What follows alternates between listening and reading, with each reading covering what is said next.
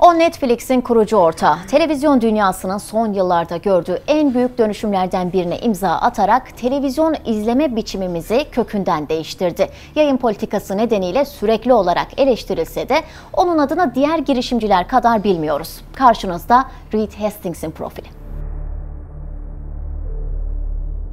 Reed Hastings 8 Ekim 1960'da Amerika Birleşik Devletleri'nin Boston şehrinde dünyaya geldi. Babası Wilmot Reed Hastings ve annesi John Amory Loomis'in büyük babası ünlü bir avukattı. Eğitimli bir çevrede büyüyen Hastings eğitim hayatına önem verdi. Cambridge'deki Buckingham Browne Nichols School ve Bowdoin Koleji'nden mezun oldu. Üniversiteye hazırlandığı yıllarda kapı kapı dolaşıp elektrikli süpürge satıyordu. Ardından gönüllü olarak Afrika'ya, Swaziland'a gitti.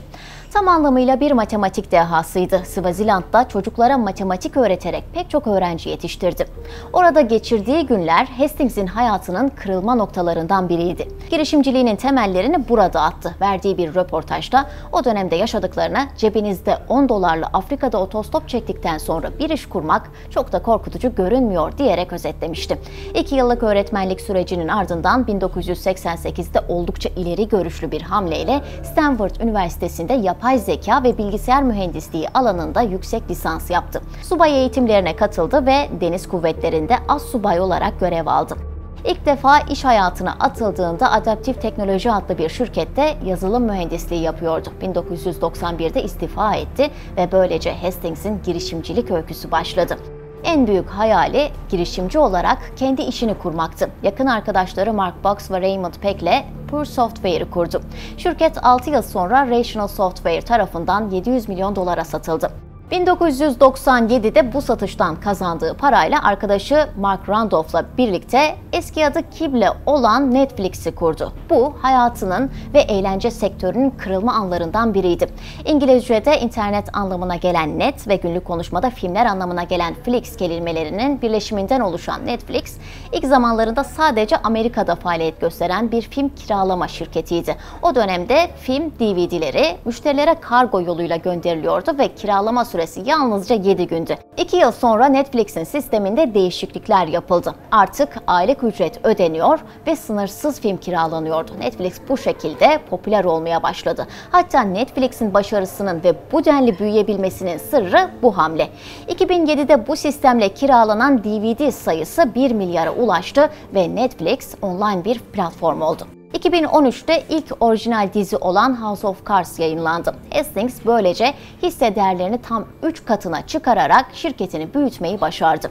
2015'e gelindiğinde Netflix'in abone sayısı 70 milyonu aştı. Netflix'i artık duymayan kalmamıştı. Dünyanın en popüler dijital yayıncılık platformu şüphesiz ki Netflix. Üstelik bu durum sadece ülkemizde değil, tüm dünyada böyle. Hastings'in kıyısından döndüğü 2 büyük hatası olduğunu söyleyebiliriz. Bunlardan ilki 1998'de Amazon'un kurucusu Jeff Bezos'un Netflix'i satın almak istemesi. Hastings, Bezos'un $12 milyon teklifini yetersiz gördüğü için satıştan vazgeçerek büyük bir hatanın kıyısından dönmüştü. Eğer satış gerçekleşseydi şu an Netflix'in sahibi Jeff Bezos'tu. Bir diğer muhtemel hata da 2000 yılında rakibi olan Blockbuster'a yapmak istediği ama gerçekleşmeyen satış. O dönemde Netflix'i alamayan ve en büyük rakibi olan bu şirket kısa bir süre sonra iflas etti. Netflix bugün 190 ülkede 180 milyondan fazla insanın evine girmeyi başaran büyük bir eğlence sektörü haline geldi. Ülkemizde 2016'da yayın hayatına başlayan platformun Türkiye'de abone sayısı 1,7 milyonu çoktan aştı. Abonelerinin büyük bir bölümü pandemi döneminin ilk 2 ayını kapsayan ve evlerimizde bulunduğumuz Mart ve Nisan ayında kazandığı yeni aboneler oluşturuyor. Ama bu abone sayısı bizi yanıltmamalı. Evet, Netflix çok popüler bir platform olsa da yayınladığı dizi ve filmlerin içeriğinde verilmek istenen mesajların masumane olduğunu söylememiz mümkün değil.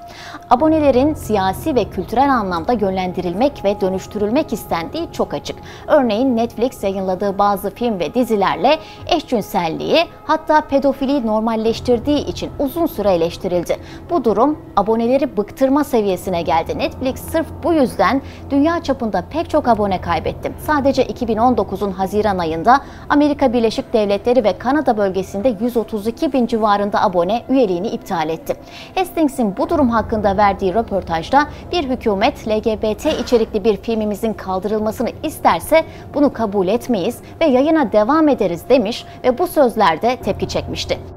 Netflix'in LGBT kategorisinde 100'den fazla dizi ve film içeriği var. Eşcinsellik barındırmayan bir içerik neredeyse yok. Eşcinsel karakterlerin istisnasız iyi karakterler olmaları, bu durumun olumlu lanse edilmesi, pedofiliyi özendirecek sahnelerin ve çocukların bile cinsel bir nesneye dönüştürüldüğü içeriklerin bulunması, platformda çocuk yaşta kullanıcıların da olduğunu düşündüğümüzde gerçekten korkutucu.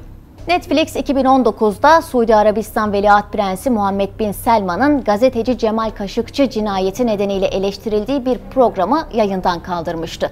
Hastings bunun karşılığında ülke yasalarına aykırı sahneler içeren içerikleri Suudi Arabistan'da yayınlamalarına izin verildiğini CNN'e verdiği bir röportajda itiraf etmişti. Farklı alanlarda ve pek çok dilde yayınlar yapan Netflix bir video kütüphanesine dönüşmüş durumda.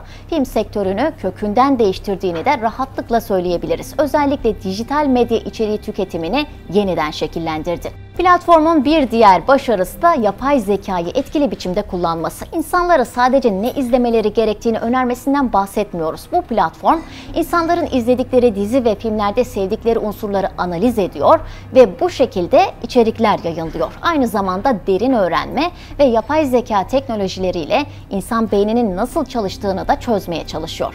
Hastings'in kariyeri sadece Netflix'ten ibaret değil, aynı zamanda eğitim danışmanlığı da yapıyor. Kaliforniya Eyaleti Eğitim Kurulu'nda görev yapan Hastings, Dreambox Learning, KIP ve FARA gibi eğitim kuruluşlarının yönetim kurulunda görev alıyor. Reed Hastings, Facebook'un da yönetim kurulu üyesi. 2007-2012 yılları arasında da Microsoft'un yönetim kurulunda görev almıştı. 2014'te de Henry Crown liderlik ödülünü kazandı.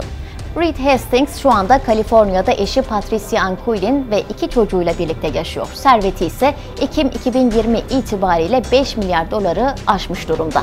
Hastings çalışanlarıyla kurduğu iletişim bakımından da ilgi çekici. Netflix'in genel binasında odası yok. Zamanını genellikle şirket binasının çatı katındaki kafede geçiriyor. Çalışanlarının masalarını sık sık gezerek onlarla sohbet ediyor. Netflix, Hastings'e sadece ün ve servet kazandıran, onun hayatını değiştiren bir platform değil. Geldiğimiz noktada Netflix artık faaliyet gösterdiği toplumların sosyokültürel kodlarını da değiştirdi ve bunu yapmaya hala devam ediyor.